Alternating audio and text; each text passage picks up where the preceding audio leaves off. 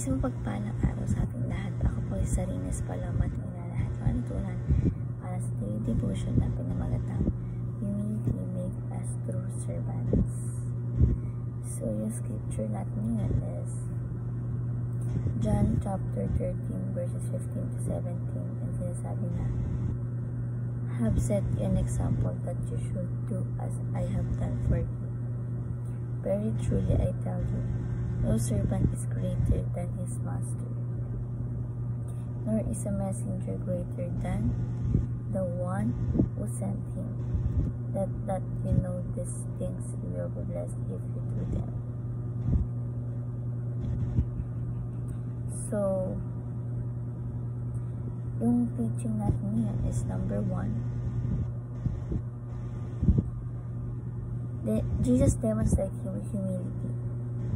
Kung si Lord, hindi siya kapantay ng ating God, no? Bagamat siya ay nagpakumbaba. Kasi nga mapagpakumbaba si ating Panginoon. Nagpakumbaba siya, naging tao siya, at naglingkod siya sa mga disciple niya, no? Kaya, Jesus demonstrates humility.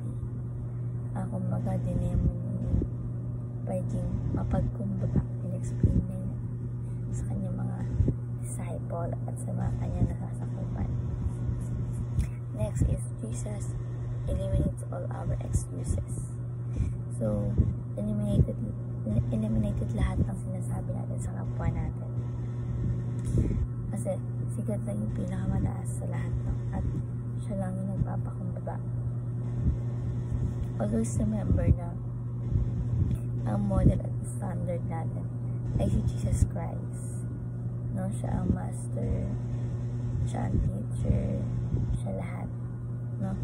Jesus eliminates all our excuses. So, dito sinasabi na lahat ng itinataas is ibinababa, at lahat ng ibinababa is itataas. Next is Jesus bless his followers. Yung mga tagapasunod ni Jesus Christ, mayroong blessing para sa kanila. Kaya kung mga nagpapakumbaba ay nagpapakababa, ay siya itinataas, diba? So, gawin natin ito sa ating kapwa, no? Na maging pagkumbaba tayo. Huwag tayong maging masyadong mahangin, no? Piling natin tayo ng mataas, no? So, may blessing para sa mga taong nagpapakumbaba. Jesus blesses his followers. So, bilang application number 1, be humble and do not grumble. So, magpakumbaba tayo at hindi mareklamo sa buhay. Walang reklamo, magiging likeable tayo. Kasi, kapag if we know how to serve, diba? Hindi kapag hindi ka sa'yo is mababa ang loob mo kapag if you know how to serve.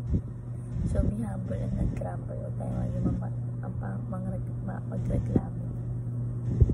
Next, be a follower without making excuses.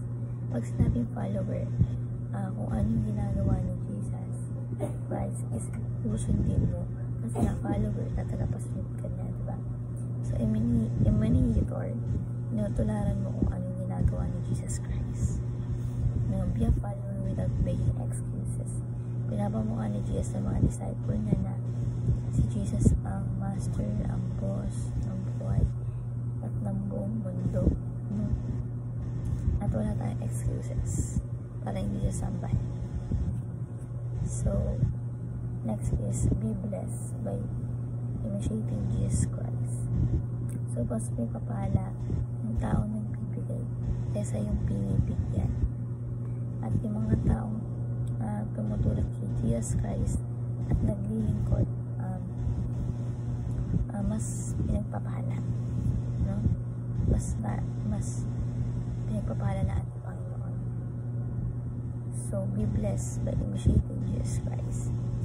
So, ayun lang po yung alitunan para sa daily devotion. Now, may natulungan tayo. Measure sa iba. Siya may napay sa ating buhay. So, ayun lamang po.